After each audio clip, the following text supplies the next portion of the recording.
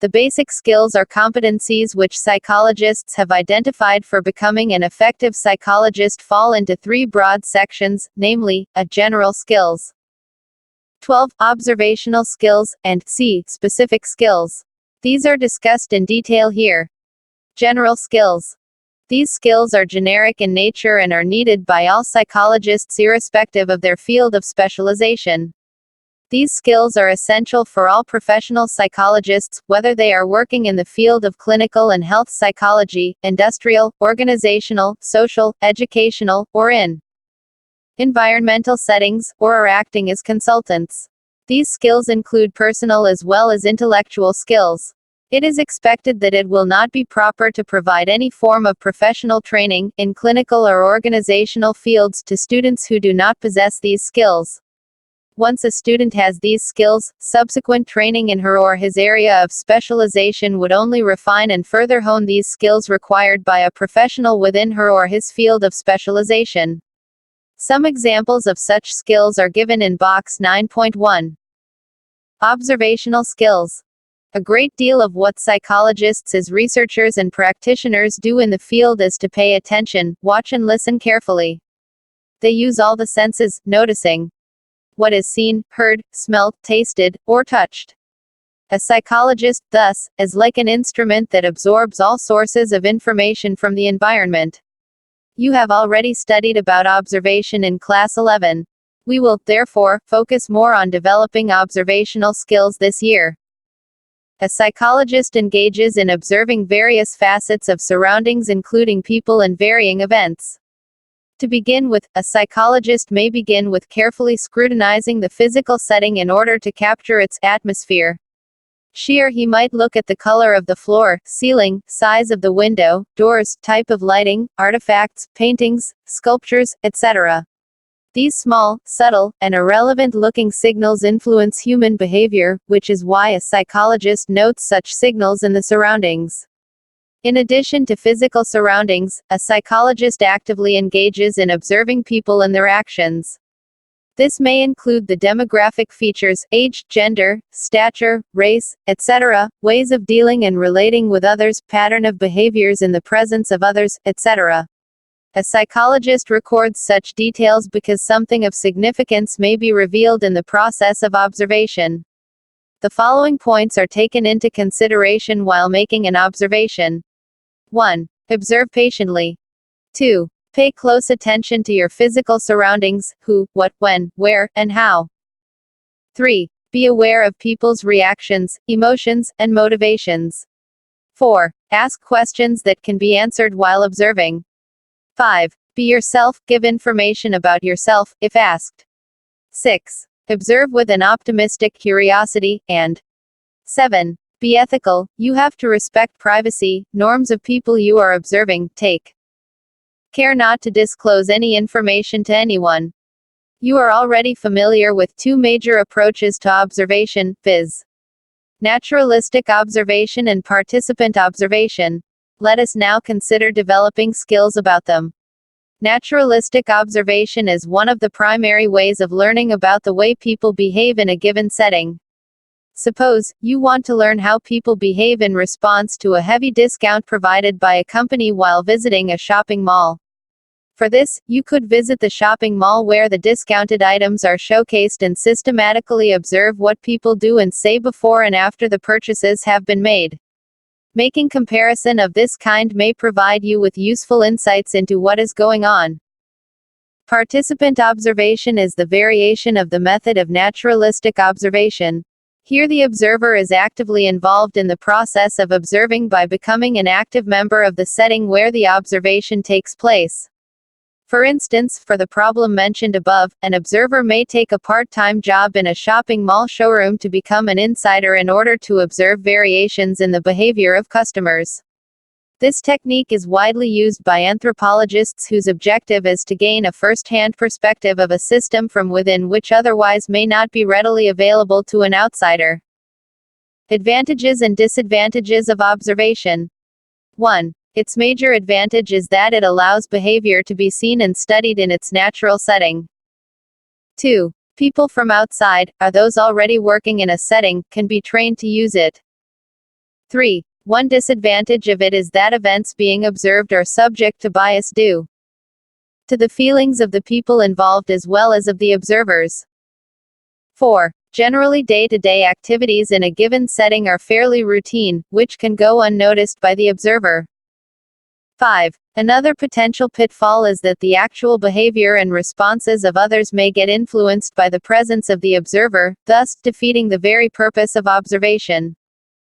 Skills in assessment, facilitation and consultation, behavioral skills to bring about individual, group, team and organizational development besides research skills, etc. Though, specific skills and competencies are required for a very specialized professional functioning, nonetheless, all skill sets do overlap quite a bit. They are not exclusive to an area. Relevant specific skills and competencies can be classified as follows. Activity 9.2. Evaluating your interpersonal skills. Write down on a piece of paper how you would describe yourself on the following aspects. 1. Communication skills. A. Speaking. B. Active listening. C. Body language or nonverbal skills. 2. Psychological testing skills. 3. Interviewing skills. 1. Friendliness. 2. Mood. 3. Sense of humor. 4. Career motivation. 5. Ability to work in teams and groups. 6. Independence. 7. Desire to be accepted by others. 8. Discipline. Now form groups of 3 to 5 members. Have each member evaluated by other members in the group as best as you can on the dimensions given above. Each member concludes by analyzing the similarities and differences between their self-perceptions on these dimensions and how they are perceived by other members of the groups. Specific skills. These skills are core, basic to the field of psychological service. For example, psychologists working in clinical settings need to be trained in various techniques of therapeutic interventions, psychological assessment, and counseling. Similarly, organizational psychologists working in the organizational context need to have 4. Counseling skills. A. Empathy. B. Positive regard. C. Authenticity. Communication skills. The skills we are going to discuss may appear abstract. You will, however, understand them better when you engage in exercises related to them. Let us understand the basics of communication process and see what role it plays in fostering relationships and personal effectiveness. Learning how to be an effective communicator is not just an academic exercise. It is one of the most important skills you will need to succeed in life. Your success in this class may well depend on your ability to communicate. For example, to do well you should be able to ask and answer questions, summarize opinions, distinguish facts from opinions, and interact fruitfully with your peers and teachers. For this, you will also need listening skills in order to comprehend the information presented in class and what others say verbally or non-verbally. You will be required to have good presentation skills to give briefings or to present reports on projects that are part of classroom assignments. So, what do we mean by communication process? It can be said that communication is a conscious or unconscious, intentional or unintentional process in which feelings and ideas are expressed as verbal and/or non-verbal messages that are sent, received, and comprehended. The characteristics of communication are outlined in box 9.2. The process of communication can be accidental, having no intent, expressive, resulting from the emotional state of the person, or rhetorical, resulting from the specific goal of the communicator. Human communication occurs on the intrapersonal, interpersonal, and public levels. Intrapersonal communication involves communicating with yourself. It encompasses such activities as thought processes, personal decision-making, and focusing on self. Interpersonal communication refers to the communication that takes place between two or more persons who establish a communicative relationship. Forms of interpersonal communication include face-to-face or mediated conversations, interview and small group discussions. Public communication is characterized by a speaker sending a message to an audience. It may be direct, such as face-to-face messages delivered by the speaker to an audience, or indirect, such as message relayed over radio or television. Components of human communication. When we communicate selectively. That is, from the wide range of repertory of words, actions, etc. available to us, we choose that which we believe is best suited for the idea we wish to express. When we communicate, we encode, i.e., take ideas, give them meaning and put them into message forms, and send the idea through a channel. It is composed of our primary signal system based on our senses, i.e., seeing, hearing, tasting, smelling, and touching. The message is sent to someone who receives it using her or his primary signal system. She or he decodes, i.e., translates message into understandable forms. For example, you may say that you heard a bell or an object feels soft. These are examples of verbal communication which express how you understand the signals your senses have received. You can also respond at a nonverbal level. You touch a hot stove, your fingers pull away quickly, and your eyes well up with tears. The pulling away of fingers and welling up of eyes with tears will communicate to an onlooker the pain suffered by you. The model given in Figure 9.1 shows the process of communication involving different stages. As you can see that in any communication process, the degree to which the communication is effective depends on the communicator's mutual understanding of the signals or codes being used in transmitting a message and in receiving. Suppose you are about to take an examination and suddenly realize that you have not brought your pen to class. You ask your friend, "Do you have an extra pen that you can spare for me?" She says, "Yes," and gives you the pen. You have just participated in an effective communication transaction. You, communicator A, encoded a message, "You need a pen," and used a channel for transmitting it, vocal cords producing sound waves, to your friend, communicator B. Your friend received the message using her sensory agent, ears, and decoded it, understood that you want a pen. Your friend's feedback, the word, "yes," and appropriate behavior of giving a pen to you, indicated that the message was successfully received and decoded. The communication would have been still effective if she had said, "Sorry, I cannot, because I am carrying only one pen." You may remember that the act of speech itself is not communication. Speech is only a biological act, the utterance of sound, possibly the use of language.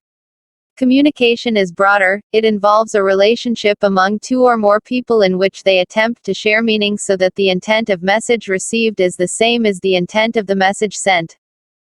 Speaking. One important component of communication is speaking with the use of language. Language involves use of symbols which package meaning within them. To be effective, a communicator must know how to use language appropriately. Because language is symbolic, it is necessary to be as clear and precise as possible when using words. Communication takes place within a context. So one needs to consider the other's frame of reference, that is, the context used by the sender to say something. Also whether she or he shares your interpretation. If not, it is important to adjust your vocabulary level and choice of words to fit the level of the listener. Remember that slang expressions, words unique to a culture or region, and euphemism can sometimes become obstacles in good communication. Listening. Listening is an important skill that we use daily. Your academic success, employment achievement, and personal happiness, to a large extent, depend upon your ability to listen effectively. At first, listening may appear to you as a passive behavior, as it involves silence. But this image of passivity is far from true. Listening requires a person to be attentive. She or he should be patient, non-judgmental, and yet have the capacity to analyze and respond. Hearing and listening are not the same. Hearing is a biological activity that involves reception of a message through sensory channels. It is only a part of listening, a process that involves reception, attention, assignment of meaning, and listener's response to the message presented. Reception. The initial step in the listening process is the reception of a stimulus or message. A message could be auditory and/or visual. The hearing process is based on a complex set of physical interactions that take place involving the ear and the brain. In addition to using the hearing mechanism, people listen through their visual system. They observe a person's facial expressions, posture, movement, and appearance, which provide important cues that may not be obvious merely by listening to the verbal part of the message. Attention. Once the stimulus, i.e., the word or visual, or both, is received, it reaches the attention stage of the human processing system. In this phase, the other stimuli recede so that we can concentrate on specific words or visual symbols. Normally, your attention is divided between what you are attempting to listen to, and what is happening around you, and what is going on in your mind. Consider, you are watching a movie. The person in front of you is constantly whispering to her or his friend. There is a buzz in the sound system. You are also worried about the forthcoming examination. So your attention is being pulled in different directions. Divided attention makes it difficult for you to receive signals or messages. Paraphrasing. How would you know that someone has been listening? Ask her or him to restate what you had said. The person in doing this does not repeat your exact words. She or he makes a summary of the ideas just received and provides you with a restatement of what she or he understands. This is called paraphrasing. It allows you to understand how much she or he understood of what was communicated. If someone cannot repeat or write down a summary of what was said, then she or he probably did not get the whole message or did not understand it.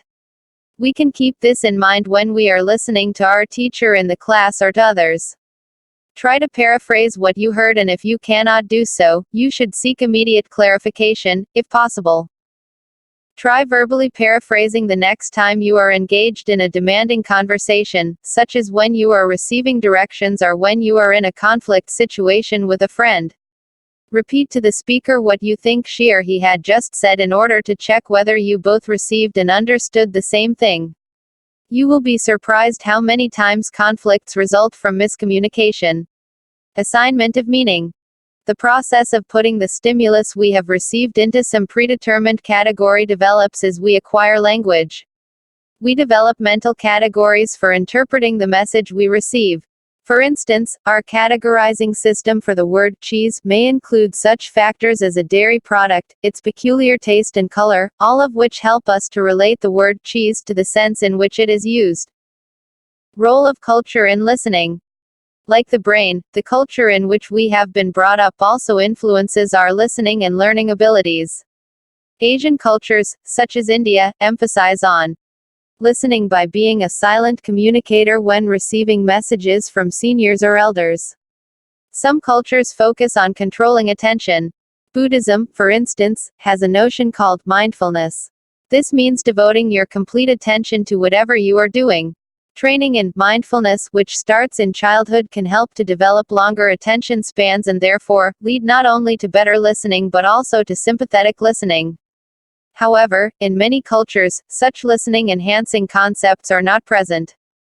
Box 9.3 gives some tips to improve your listening skills. Body language. Do you believe that when you communicate with another person, your words communicate the complete meaning of the message? If your answer is yes, then you are mistaken. We all know that it is possible to communicate a great deal even without using verbal language. We are aware that nonverbal acts are symbolic and closely connected to any talk in progress. Such nonverbal acts are part of what is called body language. Body language is composed of all those messages that people exchange besides words. While reading body language, we must remember that a single nonverbal signal does not carry complete meaning. Factors such as gestures, postures, eye contact, clothing style, and body movement, all of them have to be considered together, that is, in a cluster. Also, in verbal communication, nonverbal signs can have many different meanings. For example, crossing arms over the chest may suggest that a person likes to keep aloof. But crossed arms accompanied by an erect posture, tightened body muscles, a set clenched jaw, and narrowing of the eyes are likely to communicate anger. A person's background and past patterns of behavior are also considered when we analyze body language. The consistency between current and past patterns of behavior, as well as harmony between verbal and nonverbal communication, is termed as congruency. When you say to your friend, "You do not look well today," you are basing your statement on an evaluation of the person's appearance today and comparing it with how she or he looked in the past. In other words, something has changed, and you see that difference. If you did not have experience to draw on, you would not have noticed the change. Let us recall how much we use body language to encourage or discourage conversation. For instance, we consciously wave at waiters or friends to catch their attention. Much of the use of body language occurs in conversing with others without conscious realization. Activity 9.2. Observing nonverbal behavior. In communication, carefully observe members of your family. Note their nonverbal behavior or body language when they are talking to someone. Then focus on your own nonverbal behavior in a similar way. Do you find any similarities between your nonverbal behavior or body language and theirs? Share it with the class. Psychological testing skills. The next set of competencies which psychologists require is concerned with the knowledge base of the discipline of psychology.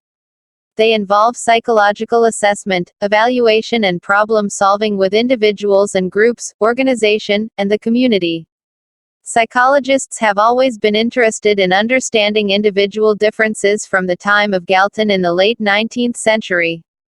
Psychological tests have been devised and are primarily used for the determination and analysis of individual differences in general intelligence, differential aptitudes, educational achievement, vocational fitness, personality, social attitudes, and various non-intellectual characteristics.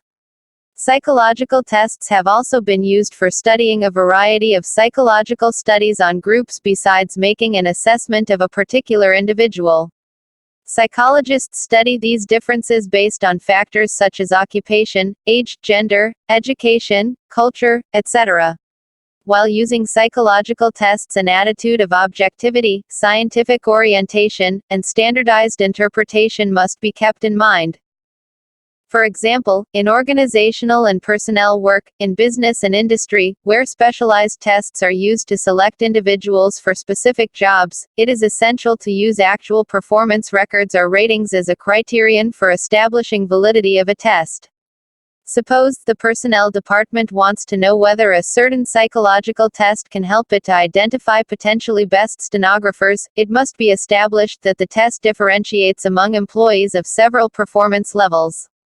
In addition, it should be found that the performance on the job of a newly employed worker selected on the basis of a test indeed matches with her or his test scores.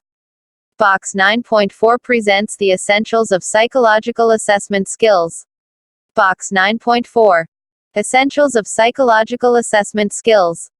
Psychological assessment is a basic competency required by psychologists.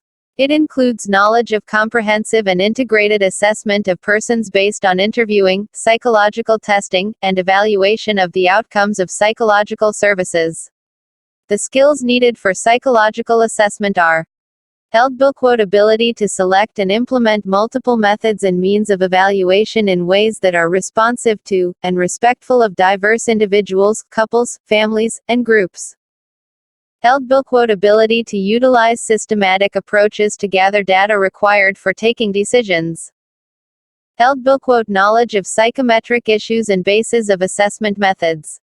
Knowledge of issues related to integration of different data sources. Ability to integrate assessment data from different sources for diagnostic purposes. Ability to formulate and apply diagnoses to understand strengths and limitations of current diagnostic approaches. Capacity for effective use of supervision to implement and enhance skills. Anyone who uses a psychological test has to be a professionally qualified psychologist trained in psychological testing. Psychological tests are administered strictly based on information given in the test manual. The facts required for this purpose are as follows. Purpose of the test, i.e., what it has to be used for. Target population for which it can be used. Type of validation done on the test, i.e., on what basis it can be said that it measures what it claims to measure. The external criteria of validation, i.e., the areas in which it has been found working. The reliability indices, i.e., how much error is possible in scores. The standardization sample, that is, when the test was constructed, who were tested, e.g. Indians or Americans, rural, urban, literate, semi-literate, etc. Time taken in the administration of test. Scoring patterns, i.e., what is to be scored and what method is to be used. Norms, that is, what kinds are available. What is the appropriate group which is to be used for interpretation of scores, e.g., male, female, age groups, etc. Influence of any special factors, e.g., presence of others, stress situations, etc. Limitations of the test, i.e., who and what it cannot assess. Conditions in which it may not give good assessment. Interviewing skills. An interview is a purposeful conversation between two or more people that follows a basic question and answer format. Interviewing is more formal than most other conversations because it has a pre-set purpose and uses a focused structure. There are many kinds of interviews. The employment interview is one which most of you are likely to face. Some other formats are information gathering interview, counseling interview, interrogatory interview, radio-television interview, and research interview. Interview format. Once the objectives of the interview are established, the interviewer prepares an interview format. The basic format, regardless of the interview's purpose, is divided into 3 stages, namely, opening, the body, and the closing. We would now discuss these 3 stages briefly. Opening of the interview. The opening of interview involves establishing rapport between two communicators. The purpose is to make the interviewee comfortable. Generally, the interviewer starts the conversation and does most of the talking at the outset. This serves 2 functions, i.e., it establishes the goal of interview, and gives the interviewee time to become comfortable with the situation and the interviewer. Body of the interview. The body of the interview is the heart of the process. In this stage, the interviewer asks questions in an attempt to generate information and data that are required for the purpose. Sequence of questions. To accomplish the purpose of an interview, the interviewer prepares a set of questions, also called a schedule, for different domains, or categories she or he wants to cover. To do this, the interviewer must first decide on the domains, categories under which information is to be generated. For example, in the questions used in job interview given in box 9.5, the interviewer selected several categories such as nature of the organization last worked for, satisfaction with the past job, views on product, etc. These categories and the questions within them are framed ranging from easy to answer to difficult to answer. Questions are also formulated to assess facts as well as subjective assessment. Box 8.1. Types of interview questions. Direct question, they are explicit and require specific information. For example, where did you last work? Open-ended question, they are less direct and specify only the topic. For example, how happy were you with your job on the whole? Close-ended question, they provide response alternatives, narrowing the response. Variations. For example, do you think knowledge of a product or communication skill is more important for a salesperson? Bipolar question, it is a form of close-ended question. It requires a yes or no response. For example, would you like to work for the company? Leading question, it encourages a response in favor of a specific answer. For example, wouldn't you say you are in favor of having officers' union in the company? Mirror question, they are intended to get a person to reflect on what she or he had said and expand on it. For example, you said, I work so hard but I am unable to get success. Please explain as to why this happens. Answering interview questions. If you do not understand the question, ask for clarification. Restate the question in your answer. Answer one question at a time. Try to turn negative questions into positive ones. Closing the interview. While closing the interview, the interviewer should summarize what she or he has been able to gather. One should end with a discussion of the next step to be taken. When the interview is ending, the interviewer should give a chance to the interviewee to ask questions or offer comments. Counseling skills. Another prerequisite for developing as a psychologist is the competence in the domain of counseling and guidance. In order to develop these competencies, psychologists must undergo proper training and education under guided supervision. The consequences of getting into a wrong vocation are pretty serious. If a person enters a job for which she or he does not have requisite aptitude, she or he can develop serious problems of adjustments, develop negative emotions, suffer from inferiority complex, etc. These difficulties may then come to be projected onto someone else. Contrary to this, if anyone who takes a vocation for which she or he is well adapted, there will be considerable satisfaction in doing the job well. The positive feeling thus generated would have tremendous impact on overall life adjustment. Counseling is also one such domain where a person entering the field is required to engage in self-introspection in order to assess her or his inclination and basic skill set for being effective in her or his vocation. Meaning and nature of counseling. Counseling provides a system for planning the interview, analyzing the counselor's and client's behavior, and determining the developmental impact on the client. In this section, we will discuss skills, concepts, and methods that are designed to help develop concrete competencies. A counselor is most often interested in building an understanding of the client's problem by focusing on what understanding the client has of her or his problem and how she or he feels about it. The actual or objective facts of the problems are considered less important, and it is considered more important to work on the feelings and their acknowledgement by the clients. The focus is more on the person and how she or he defines the problem. Counseling involves helping relationship that includes someone seeking help, and someone willing to give help, who is capable of or trained to help in a setting that permits help to be given and received. See Figure 9.2. The following elements about counseling are common to the major theoretical approaches to counseling. Counseling involves responding to the feelings, thoughts, and actions of the clients. Counseling involves a basic acceptance of the client's perceptions and feelings, without using any evaluative standards. Confidentiality and privacy constitute essential ingredients in the counseling setting. Physical facilities that preserve this quality are important. Counseling is voluntary. It takes place when a client approaches a counselor. A counselor never uses any kind of coercion for obtaining information.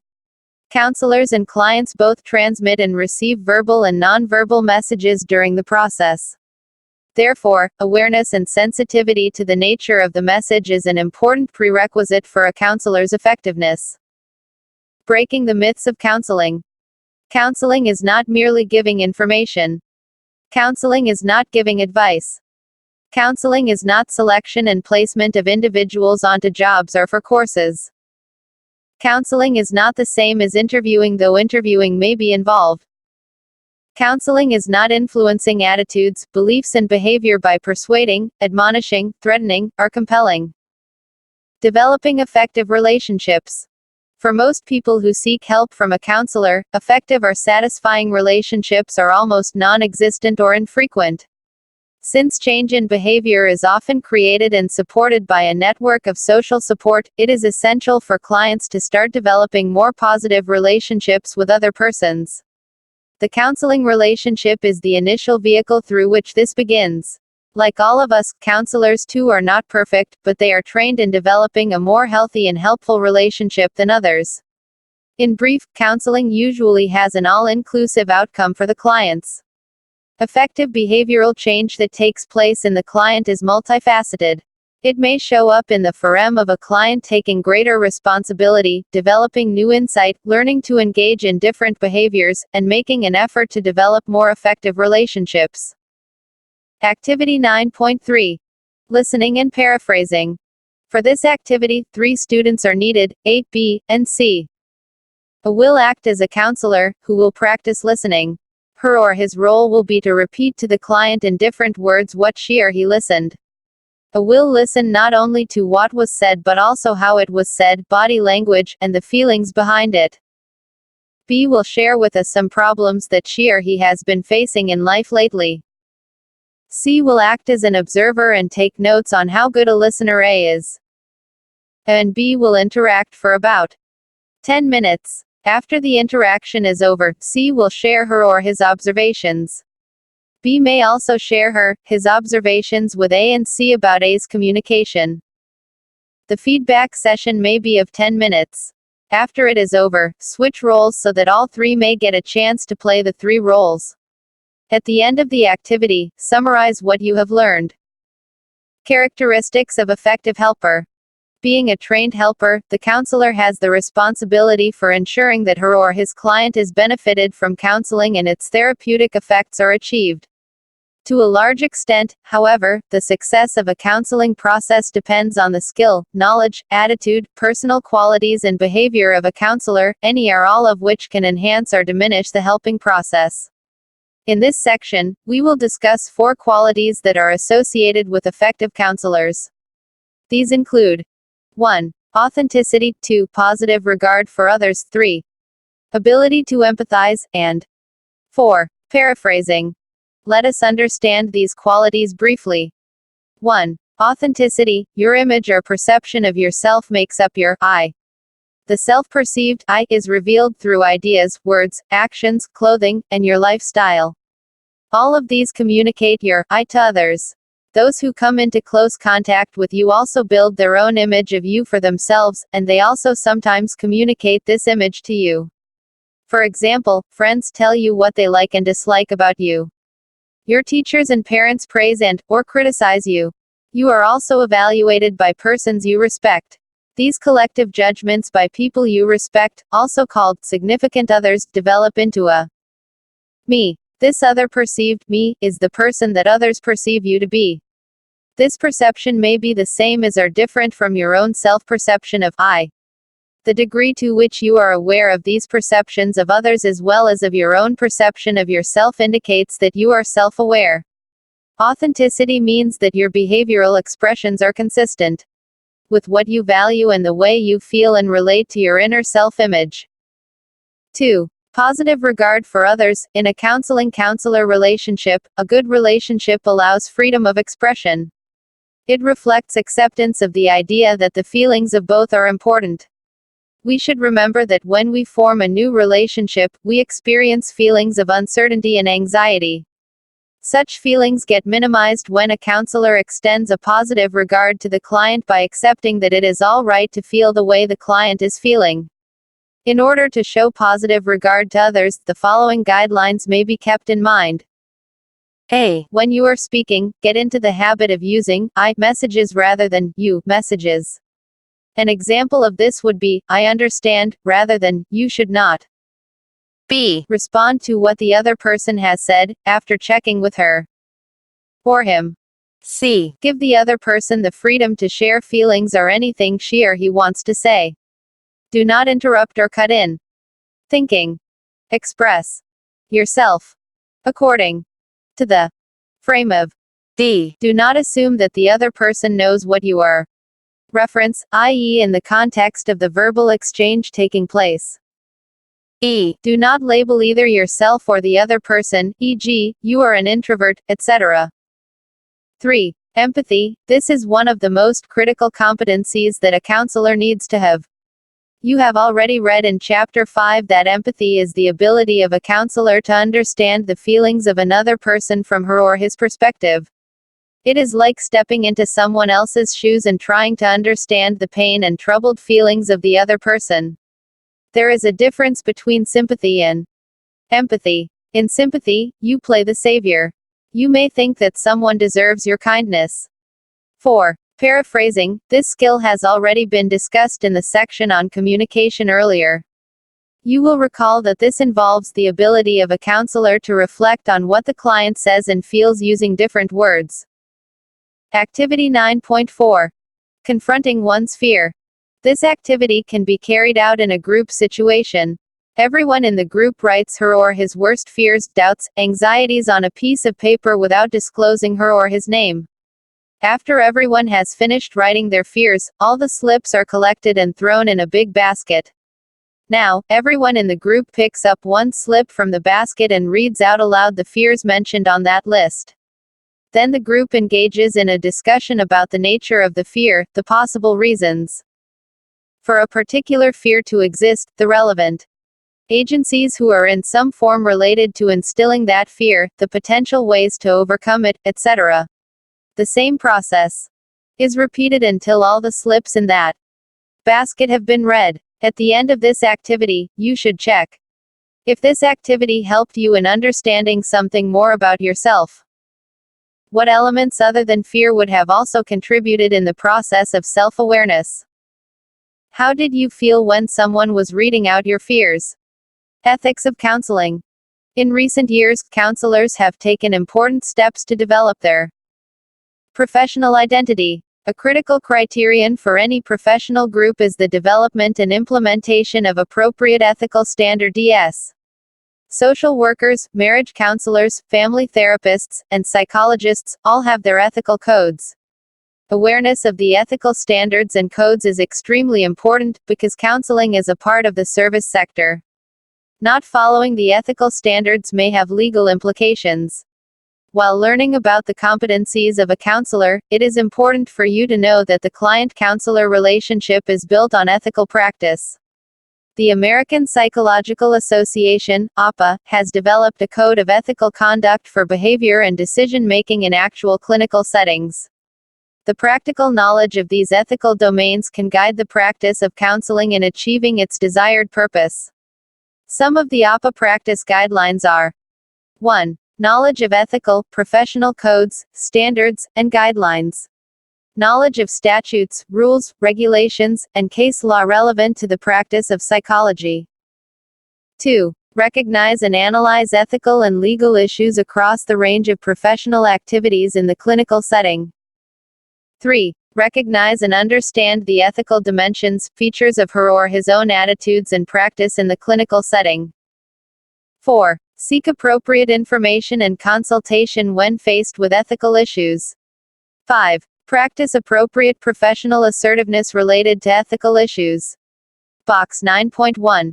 Intellectual and personal skills. 5. Interpersonal skills, ability to listen and be empathic, to develop respect for, interest in others' cultures, experiences, values, points of view, goals and desires, fears, openness to receive feedback, etc. These skills are expressed verbally and/or non-verbally. 6. Cognitive skills, ability to solve problems, engage in critical thinking and organized reasoning, and having intellectual curiosity and flexibility. 7. Affective skills, emotional control and balance, tolerance, understanding of interpersonal conflict, tolerance of ambiguity and uncertainty.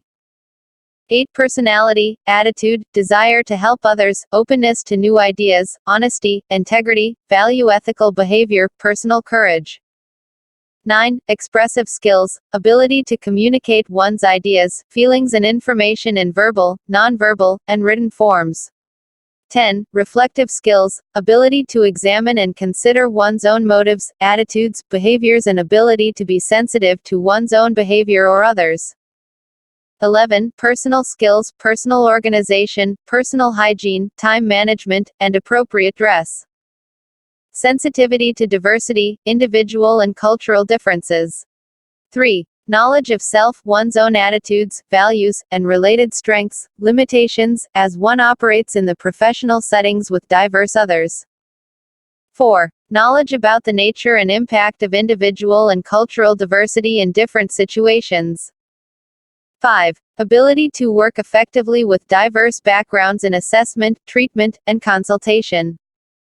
6. Ability to respect and appreciate different cultural norms and beliefs. 7. Being sensitive to one's preferences and also to one's preference for own group. 8. Ability to promote diversity in cultural beliefs and respecting it to promote positive life outcomes. Box 9.2. Characteristics of communication. Communication is dynamic because the process is constantly in a state of change. As the expectations, attitudes, feelings, and emotions of the persons who are communicating change, the nature of their communication also changes. Communication is continuous because it never stops. Whether we are asleep or awake, we are always processing ideas or thoughts. Our brain remains active. Communication is irreversible because once we send a message, we cannot take it back. Once we have made a slip of tongue, given a meaningful glance, or engaged in an emotional outburst, we cannot erase it. Our apologies or denials can make it light but cannot stamp out what was communicated. Communication is interactive because we are constantly in contact with other people and with ourselves. Others react to our speech and actions, and we react to our own speech and actions, and then react to those reactions. Thus, a cycle of action and reaction is the basis of our communication. Box 9.3. Some tips to improve your listening skills. 1. Recognize that both the sender as well as the receiver have equal responsibility in making effective communication. 2. Refrain from forming an early judgment about information that is being communicated. Be open to all ideas. 3. Be a patient listener. Do not be in a hurry to respond. 4. Avoid ego speak. That is, do not talk only about what you want to talk about. Give consideration also to others and to what they say. 5. Be careful to the emotional responses which certain words are likely to bring about. 6. Be aware that your posture affects your listening. 7. Control distractions. 8. If in doubt, try to paraphrase. Also check with the sender whether she or he has been correctly understood by you. 9. Visualize what is being said. That is, try to translate the message in the form of a concrete action. Key terms: applied psychology, assessment skills, cognitive skills, competence, counseling, ethical observation, intrapersonal awareness, intervention and consultation skills, objectivity, open-mindedness, problem-solving skills, psychological assessment, psychological test, reflective skills, self-awareness, sensitivity, trustworthiness. Summary. 1. The general and specific skills form the core competencies essential for a psychologist to act in a more responsive and ethical manner. Before entering any professional arena, it therefore becomes pertinent for a psychologist to equip himself with these indispensable competencies. 2. General skills include personal as well as intellectual skills.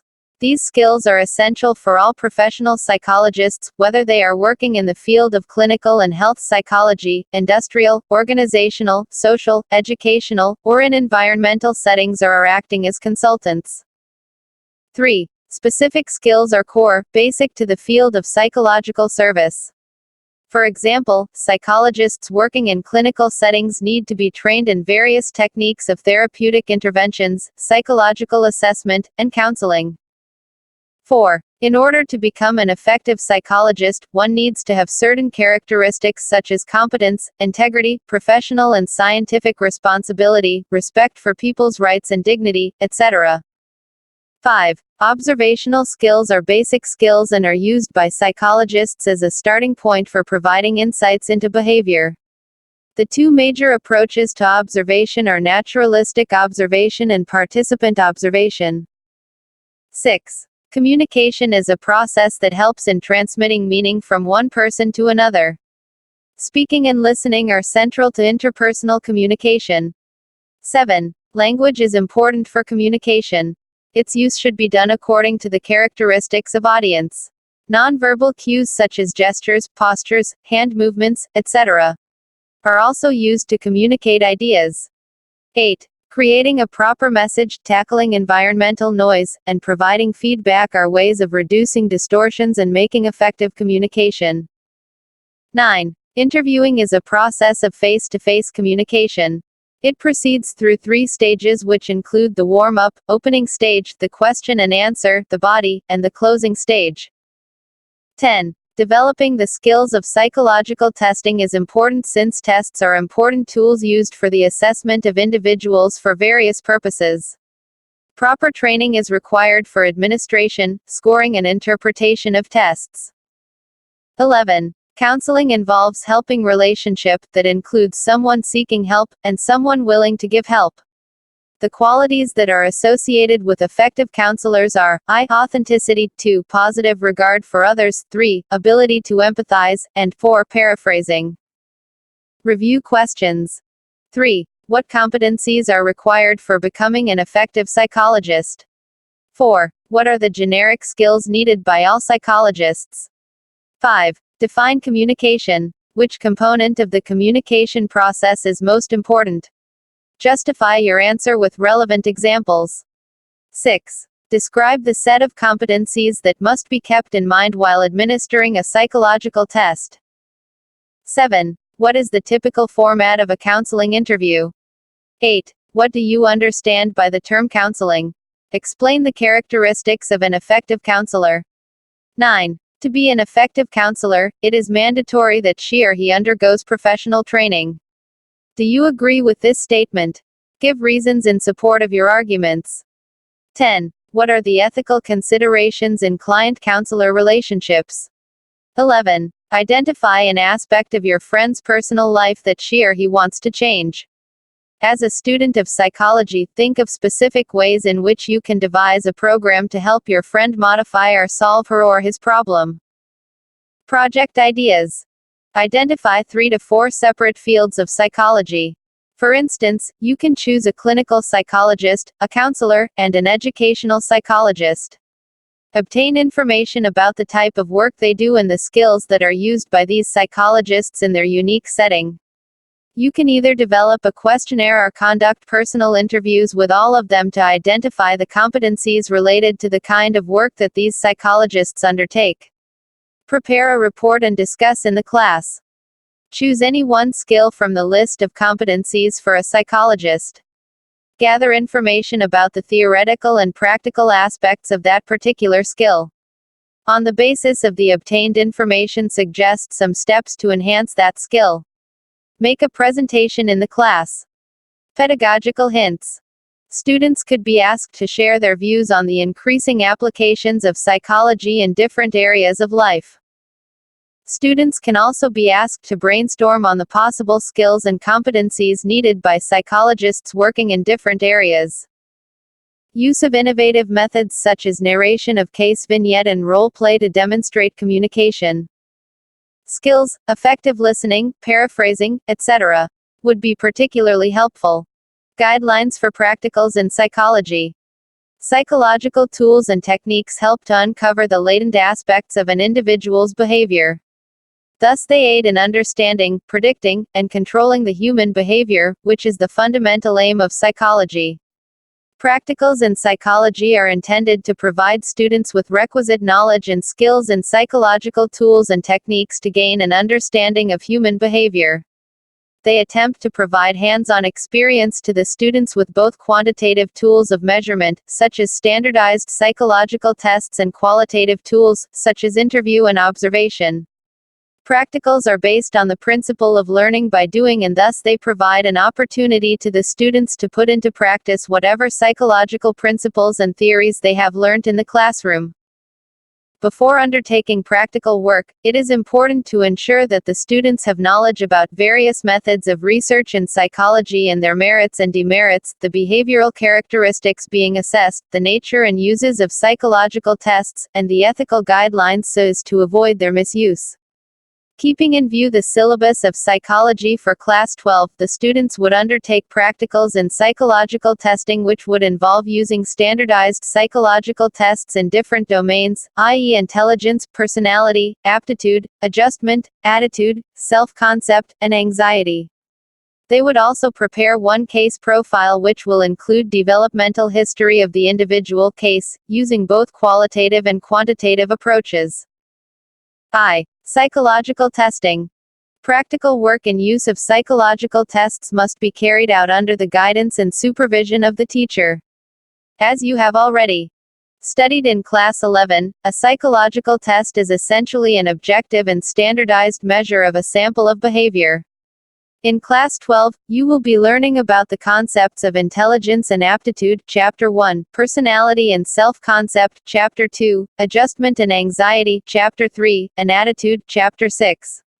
You are also required to undertake practical training in order to develop the ability to conduct, score, and interpret data generated by the administration of the psychological tests in these areas.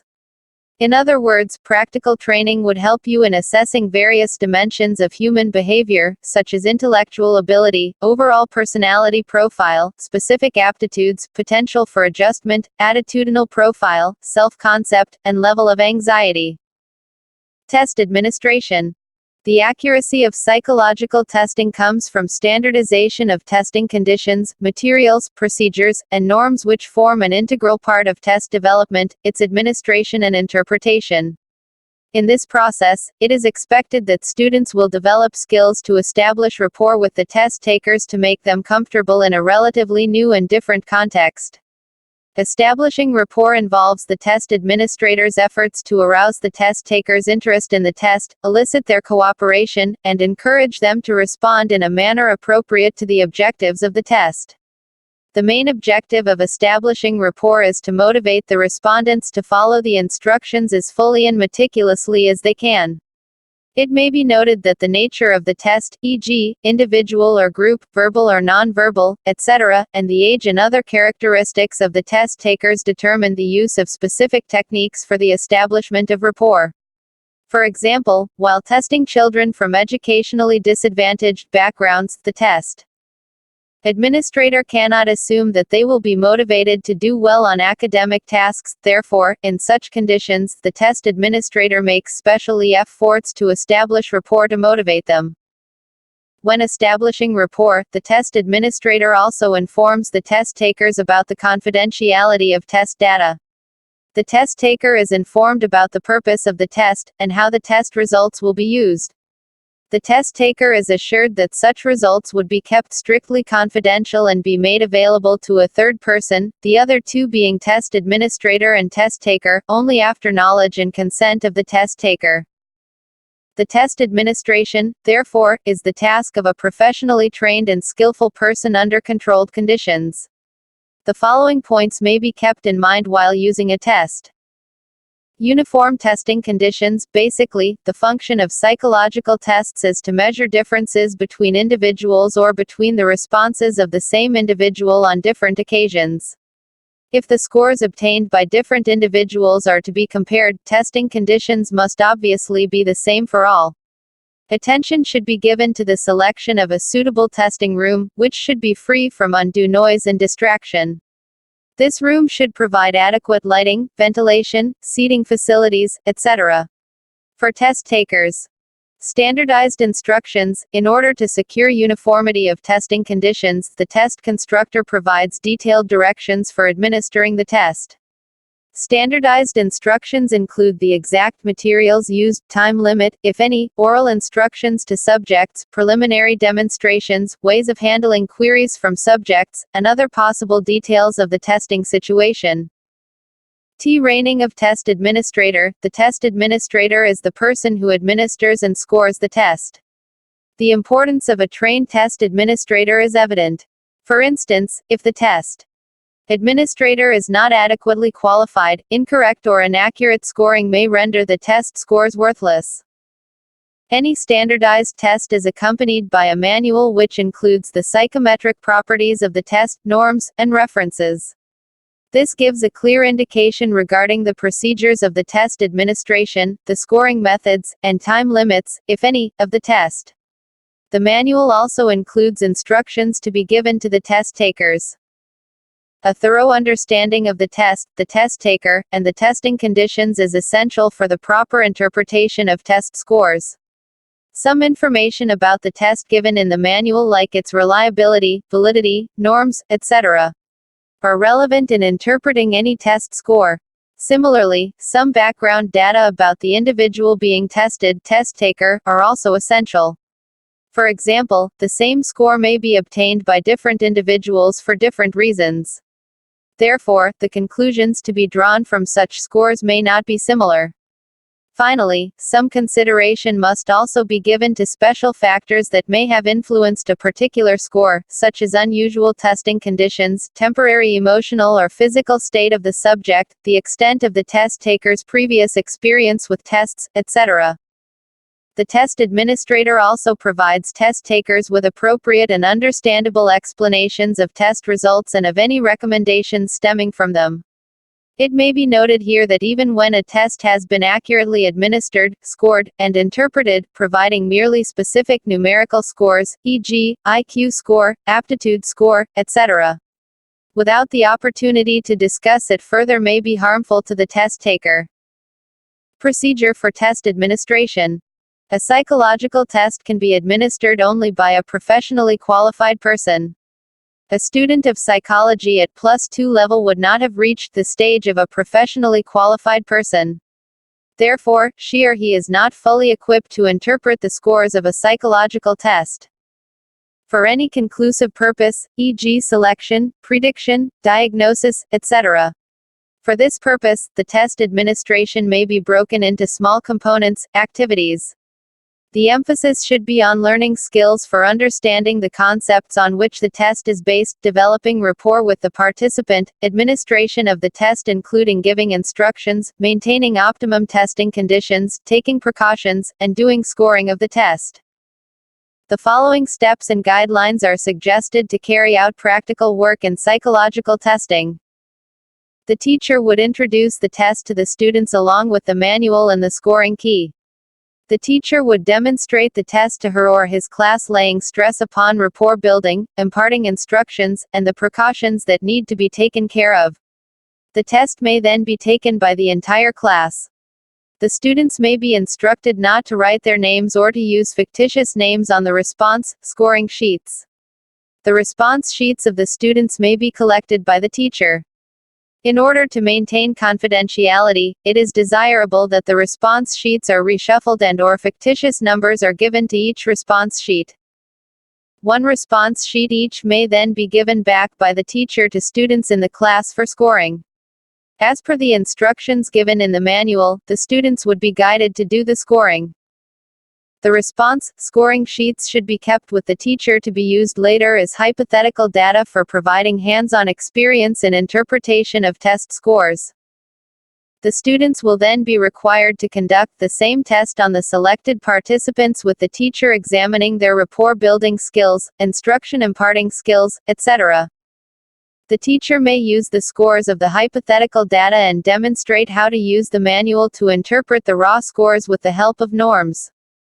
The students are also told how to draw conclusions based on the analysis of data. Based on the above guidelines, the students will be required to prepare a report of the testing undertaken. Suggested format for writing a psychological testing report. Problem, title of the study, e.g., to study the level of adjustment, personality, aptitude of Class 10 students. Introduction. Basic concepts. Variables. Method, subject, name, age, gender, class. Note, as the data is to be kept confidential, the details of the subject may be given under a fictitious number. A. Material.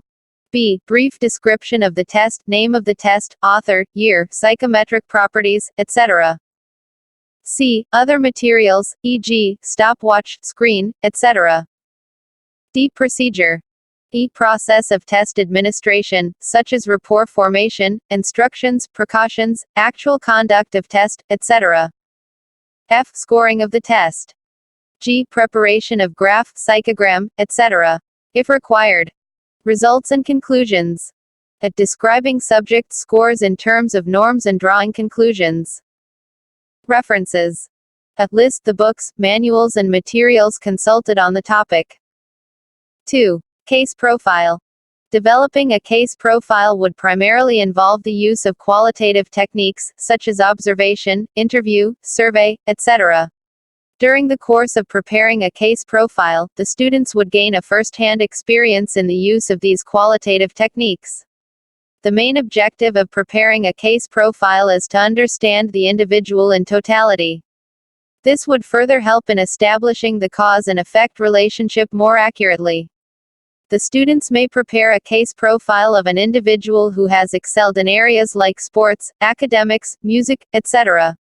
or having special needs like learning disability, autism, Down syndrome, etc. Are those with interpersonal social problems, i.e., poor body image, obesity, temper tantrums, substance abuse, not getting along with peers, withdrawn, etc. They may be encouraged to find out the background information and developmental history of the individual. The students are required to identify the method of inquiry, i.e., interview or observation that they would like to undertake to get complete information of the case. A case profile may be prepared based on the suggested format. The students may be encouraged to reflect on the causes to draw some preliminary conclusions. Suggested format for preparing a case profile. A format for case presentation covering broad aspects is given below. It is suggested that the case be developed in a narrative format along the following points. 6. Introduction.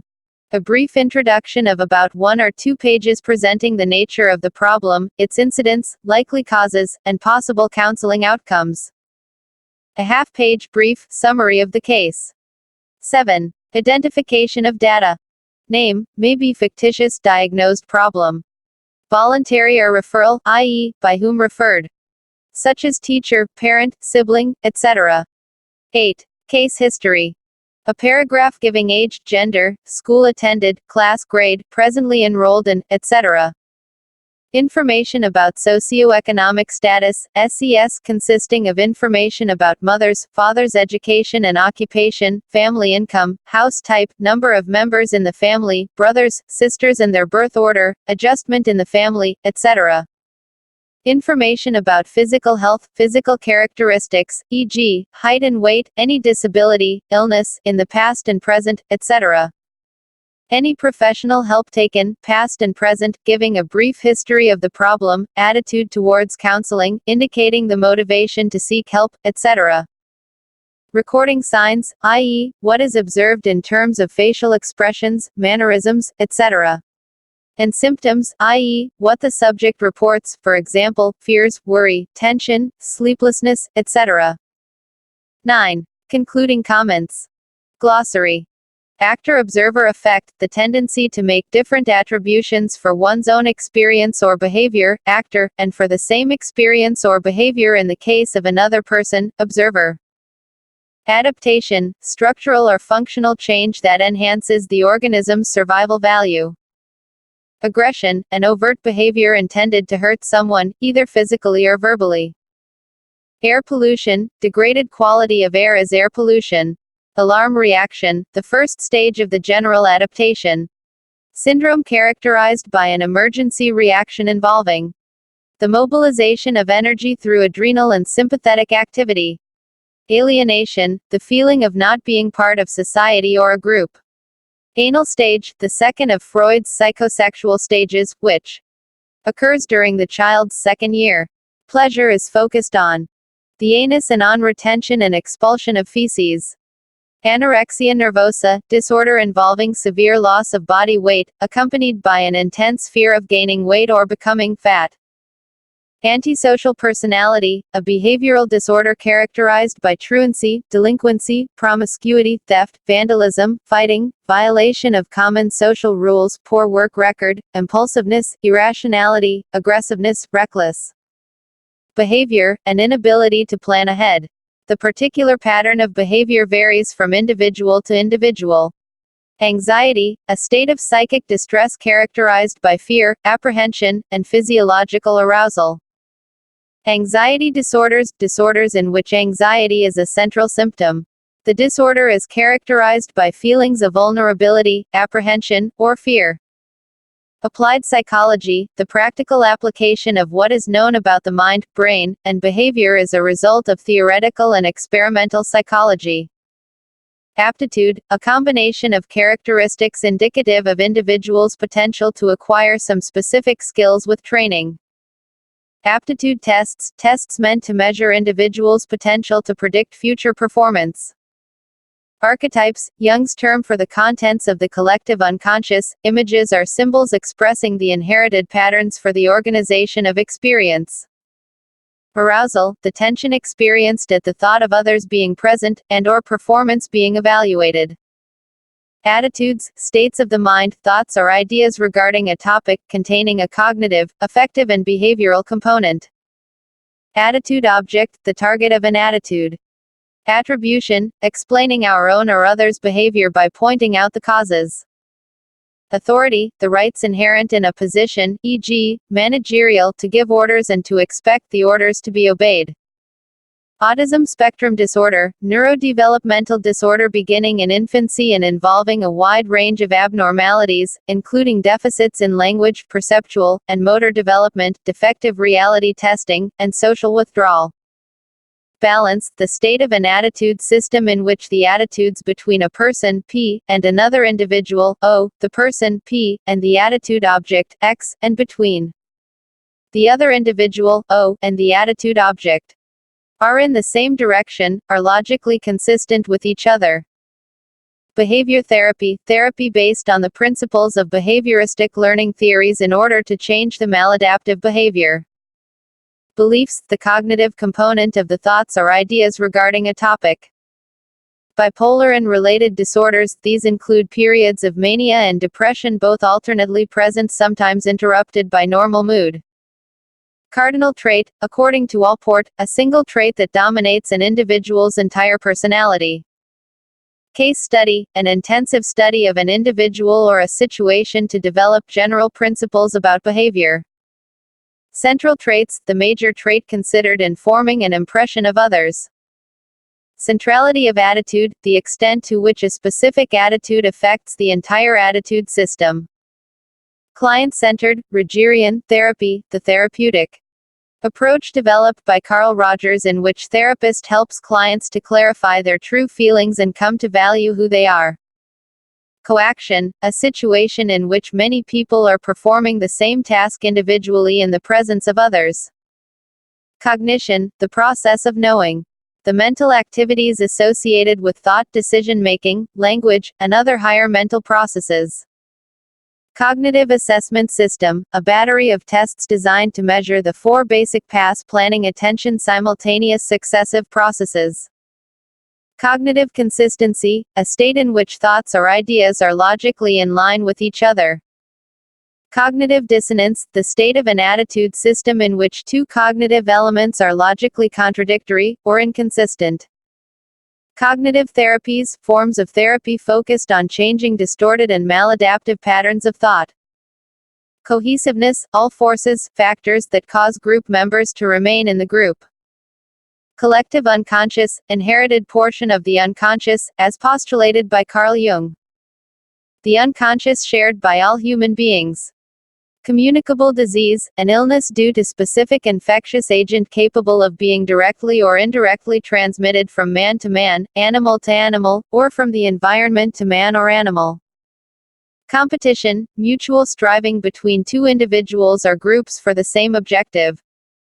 Competition tolerance, the ability to put up with a situation in which individuals would have to compete with many others for even basic resources, including physical space. Compliance, a form of social influence in which one or more persons, not holding authority, accepts direct requests from one or more others. Componential intelligence, in Sternberg's triarchic theory, it refers to ability to think critically and analytically. Conflict, a state of disturbance or tension resulting from opposing motives, drives, needs or goals. Conformity, a type of social influence in which individuals change their attitudes or behavior in order to adhere to existing social norms. Congruent attitude change in the same direction as that of the existing attitude. Contextual intelligence, in Sternberg's triarchic theory, it is the practical intelligence used in solving everyday problems. Coping, the process of trying to manage demands that are appraised as taxing or exceeding one's resources. Counseling, a broad name for a wide variety of procedures for helping individuals achieve adjustment, such as the giving of advice, therapeutic discussion, the administration and interpretation of tests, and vocational assistance. Counseling interview, an interview whose purpose is counseling or providing guidance in the area of personality, vocational choice, etc. Creativity, the ability to produce ideas, objects, and problem solutions that are novel and appropriate. Crowding, a psychological feeling of too little space, perception of crampedness. Crowding tolerance, the ability to mentally deal with a high-density or crowded environment, such as a crowded residence. Culture fair test, a test that does not discriminate examinees on the basis of their cultural experiences. Defense mechanisms, according to Freud, ways in which the ego unconsciously tries to cope with unacceptable impulses, as in repression, projection, reaction formation, sublimation, rationalization, etc. Deinstitutionalization, the transfer of former mental patients from institutions into the community. Delusions, irrational beliefs that are held despite overwhelming evidence to the contrary. Depersonalization, derealization disorder, dissociative disorder in which there is a loss of the sense of self. Depressive disorders. These disorders include a period of depressed mood and/or loss of interest or pleasure in most activities with other changes in appetite, sleep and fatigue. Diathesis stress model, a view that the interaction of factors such as biological predisposition combined with life stress may cause a specific disorder. Diffusion of responsibility, the thought that when others are present, one person alone will not be held responsible for doing, or not doing, something, other members are also responsible and will therefore do the task. Disaster. A disaster is an unforeseen and often sudden event that disrupts the normal conditions within a society and causes widespread damage, destruction, and human suffering. Discrimination, behavior that shows a distinction being made between two or more persons, often on the basis of the person's, or persons' membership of a particular group. Displacement, redirecting an impulse towards a less threatening or safer target, a key concept in psychoanalytic theory, a defense mechanism. Dissociation, a split in consciousness whereby certain thoughts, feelings, and behavior operate independently from others. Ecology, that branch of biology which deals with the relations of organisms to their environment. Ego, the part of the personality that provides a buffer between the id and the outside world. Electroconvulsive therapy, ECT, commonly called shock treatment. A biological treatment for unipolar depression in which electrodes attached to a patient's head send an electric current through the brain, causing a convulsion. It is effective in the treatment of cases of severe depression that fail to respond to drug therapy. Emotional intelligence, a cluster of traits or abilities relating to the emotional side of life, abilities such as recognizing and managing one's own emotions, being able to motivate oneself and restrain one's impulses, recognizing and managing others' emotions, and handling interpersonal relationships in an effective manner. It is expressed in the form of an emotional quotient, EQ, score. Empathy, reacting to another's feelings with an emotional response that is similar to the other's feelings. Environment, totality, or any aspect of physical and social setup that surround and affect an individual organism. Environmental psychology, the branch of psychology that concentrates on the interaction between the physical world and human behavior. Evaluation apprehension, the fear of being evaluated negatively by others who are present, an audience. Exhaustion, state in which energy resources have been used up and responsiveness is reduced to a minimum.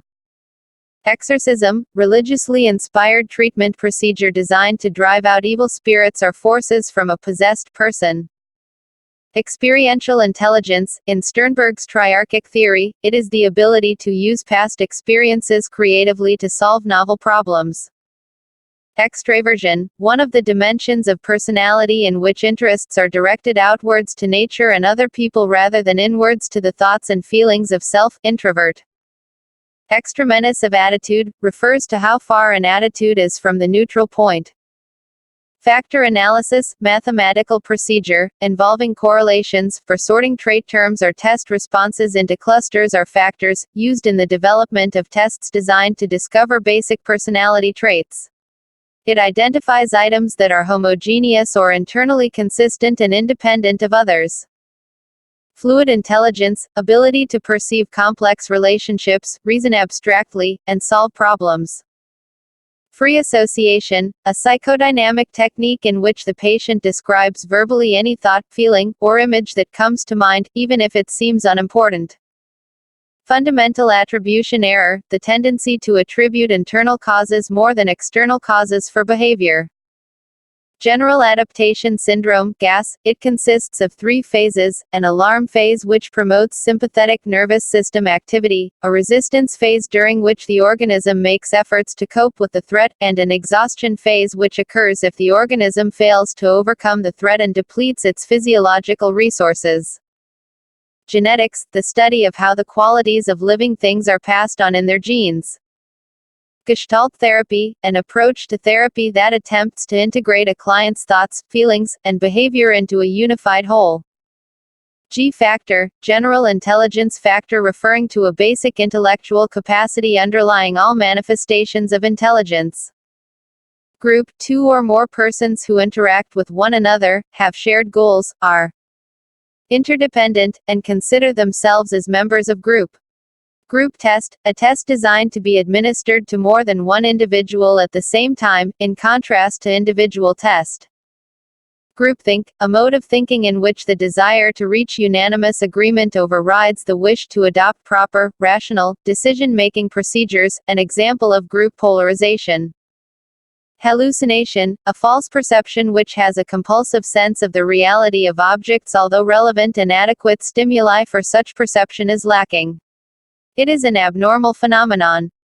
Halo effect, the tendency to link positive qualities with other positive qualities about which information is not available. Hardiness, it is a set of beliefs about oneself, the world, and how they interact. It has three characteristics, i.e., commitment, control, and challenge.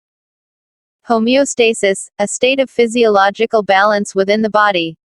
Humanistic approach, the theory that people are basically good and tend to grow to higher levels of functioning. Humanistic therapy, a therapy in which the underlying assumption is that people have control over their behavior, can make choices about their lives, and are essentially responsible for solving their own problems. ID, according to Freud, the impulsive and unconscious part of the psyche that operates through the pleasure principle toward the gratification of instinctual drives. The id is conceived as the true unconscious, or the deepest part of the psyche. Ideal self, the kind of person we would like to be. Also called ego ideal, idealized self-image. Identification, the process of feeling one with another person, usually resulting from liking or extreme regard for the other person. Identity, the distinguishing character of the individual, who each of us is, what our roles are, and what we are capable of. Incongruent attitude change in a direction opposite to that of the existing attitude. Individual differences, distinctiveness and unique variations among people's characteristics and behavior patterns. Individual test, a test that must be given to a single individual at a time, typically by a specially trained person. The Binet and Wechsler intelligence tests are examples of individual tests. Industrial, organizational psychology, a subfield of psychology that focuses on relationship between people and work. In the contemporary context, the emphasis has shifted from industrial psychology to organizational psychology, which includes industrial and all other organizations. Inferiority complex, according to Adler, a complex developed by adults who have not been able to overcome the feelings of inferiority they developed as children, when they were small and limited in their knowledge about the world. In-group, the social group to which an individual perceives herself or himself as belonging, us. The group with which one identifies. The other groups are outgroups.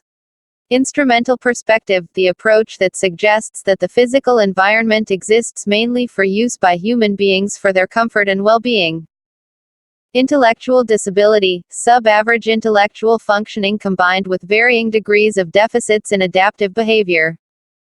Intellectual giftedness, exceptional general intellectual efficiency shown in superior performance in a wide range of tasks. Intelligence, the capacity to understand the world, to think rationally, and to use resources effectively when faced with challenges.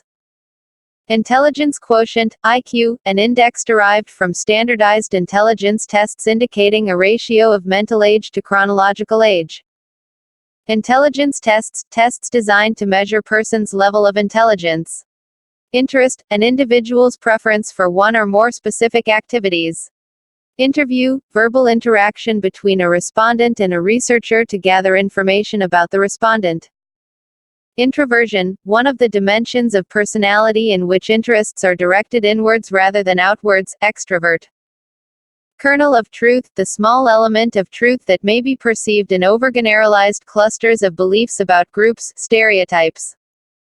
Latency period, in Freud's theory of psychosexual stages, the period between the phallic stage and the mature genital stage period from age 4 or 5 to about 12 during which interest in sex is sublimated. Libido, Freud introduced this term.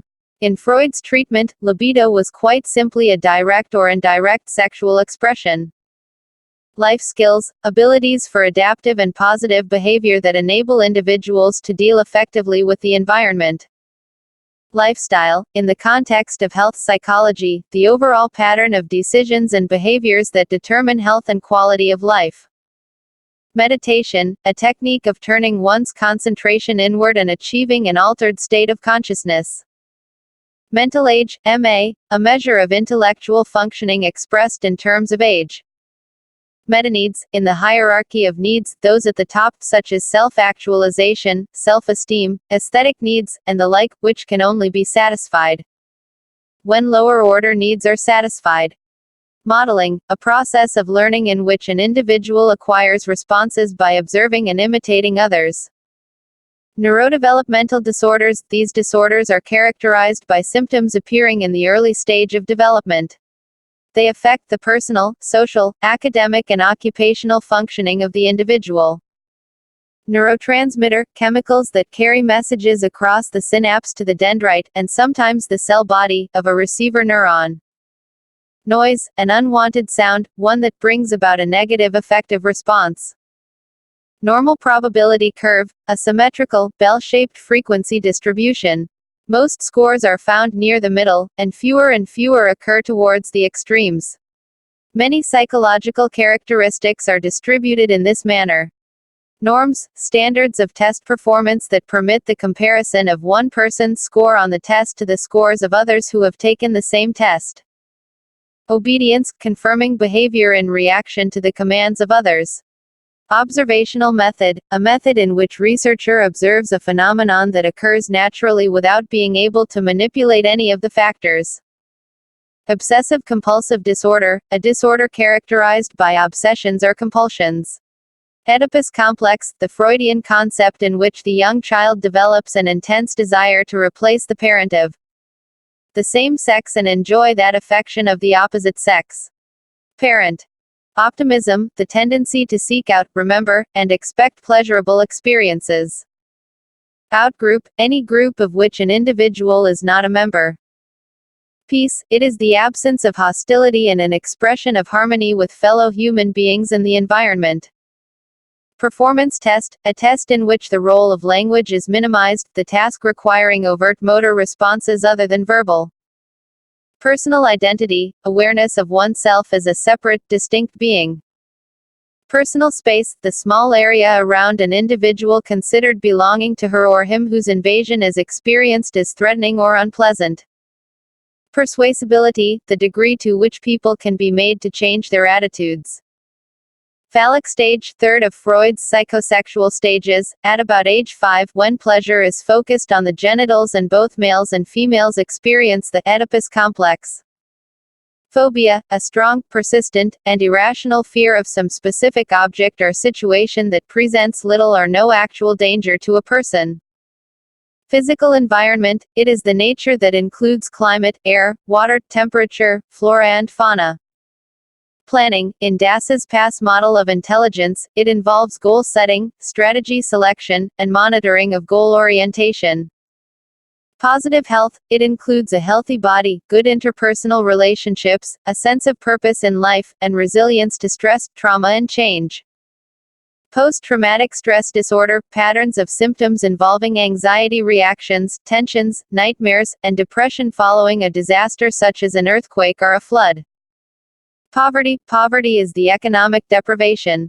It is associated with low income, hunger, low caste and class status, illiteracy, poor housing, overcrowding, lack of public amenities, mal and undernutrition, and increased susceptibility to diseases. Poverty alleviation, measures, programs taken up to reduce poverty. Prejudice, a prejudgment, usually a negative attitude that is unverified, and is often towards a group. Primacy effect, the stronger role of information that comes first. Primary group, group in which each member is personally known to each of the other member, and in which the members, at least on occasion, meet face to face. Problem-solving behavior, the activity and mental processes involved in overcoming the obstacles, physical or conceptual, which lie between an animal and its goal. Pro-environmental behavior, willingness and activities of human beings to protect the environment are pro-environmental behavior. Projection, a defense mechanism, the process of unwittingly attributing one's own traits, attitudes, or subjective processes to others. Projective techniques, the utilization of vague, ambiguous, unstructured stimulus objects or situations in order to elicit the individual's characteristic modes of perceiving her or his world or of behaving in it. Pro-social behavior, behavior that does good to another person, is done without any pressure from outside, and without any expectation of a reward or return. Prototype, a schema in the form of a category representing all the possible qualities of an object or a person. Proximity, the principle of Gestalt psychology that stimuli close together tend to be perceived as a group. Psychodynamic approach, approach that strives for explanation of behavior in terms of motives, or drives. Psychodynamic therapy, first suggested by Freud, therapy based on the premise that the primary sources of abnormal behavior are unresolved past conflicts and the possibility that unacceptable unconscious impulses will enter consciousness. Psychological test, an objective and standardized instrument for measuring an individual's mental and behavioral traits, used by psychologists to help people make decisions about their lives and understand more about themselves. Psychoneuroimmunology, interactions among behavioral, neuroendocrine, and immunological processes of adaptation. Psychotherapy, the use of any psychological technique in the treatment of mental, psychological disorder or maladjustment. Rational emotive therapy, RET, a therapeutic system developed by Albert Ellis. It seeks to replace irrational, problem-provoking outlooks with more realistic ones. Rationalization, a defense mechanism that occurs when one attempts to explain failure or shortcomings by attributing them to more acceptable causes. Reaction formation, a defense mechanism in which a person denies a disapproved motive through giving strong expression to its opposite. Recency effect, the stronger role of information that comes last. Regression, a defense mechanism that involves a return to behaviors characteristic of an earlier stage in life. The term is also used in statistics, in which with the help of correlation prediction is made. Rehabilitation, restoring an individual to normal, or as satisfactory a state as possible, following an illness, criminal episode, etc. Relaxation training, a procedure in which clients are taught to release all the tension in their bodies. Repression, a defense mechanism by which people push unacceptable, anxiety-provoking thoughts and impulses into the unconscious to avoid confronting them directly. Resilience, the maintenance of positive adjustment under challenging life conditions. Resistance, in psychoanalysis, attempts by the patient to block treatment. Roles, an important concept in social psychology which refers to the behavior expected of an individual in accordance with the position she or he holds in a particular society. Scapegoating, placing the blame on a group for something that has gone wrong, because the blamed group cannot defend itself. Schema, a mental structure that guides social and other cognition. Schizophrenia, a group of psychotic reactions characterized by the breakdown of integrated personality functioning, withdrawal from reality, emotional blunting and distortion, and disturbances in thought and behavior. Self-actualization, a state of self-fulfillment in which people realize their highest potential in their own unique way. Self-awareness, insight into one's own motives, potential and limitations. Self-efficacy, Bandura's term for the individual's beliefs about her or his own effectiveness, the expectation that one can master a situation and produce positive outcomes. Self-esteem, the individual's personal judgment of her or his own worth, one's attitude toward oneself along a positive-negative dimension. Self-fulfilling prophecy, behaving in a way that confirms the prediction others make. Self-regulation, refers to our ability to organize and monitor our own behavior. Sensitivity, tendency to respond to very low levels of physical stimulation. Simplicity or complexity, multiplexity, of attitude, whether the whole attitude consists of a single or very few sub-attitudes, simple, or contains many sub-attitudes, multiplex. Simultaneous processing, cognitive processing in the PASS model that involves integrating elements of the stimulus situation into composite and meaningful patterns. Situationism, a principle which states that situations and circumstances outside oneself have the power to influence behavior. Social cognition, the processes through which we notice, interpret, remember, and later use social information. It helps in making sense of other people and ourselves. Social facilitation, the tendency for people's performance to improve in the presence of others, or an audience. Social identity, a person's definition of who she or he is, includes personal attributes, self-concept, along with membership in various groups. Social influence, the process by which the actions of an individual or group affect the behavior of others. Social inhibition, social restraint on conduct. Social loafing, in a group, each additional individual puts in less effort, thinking that others will be putting in their effort. Social support, information from other people that one is loved and cared for, esteemed and valued, and part of a network of communication and mutual obligation. Somatoform disorders, conditions involving physical complaints or disabilities occurring in the absence of any identifiable organic cause. Spiritual perspective, the perspective that specifies to do activities what are desirable in accordance with the scriptures. It pleads for a harmony between man and nature. Status, social rank within a group. Stereotype, an overgeneralized and unverified prototype about a particular group. Stress, our response to events that disrupt or threaten to disrupt our physical and psychological functioning. Stressors, events or situations in our environment that cause stress. Structure, the enduring form and composition of a complex system or phenomenon. Contrast with function, which is a process of a relatively brief duration, arising out of structure. Substance abuse, the use of any drug or chemical to modify mood or behavior that results in impairment.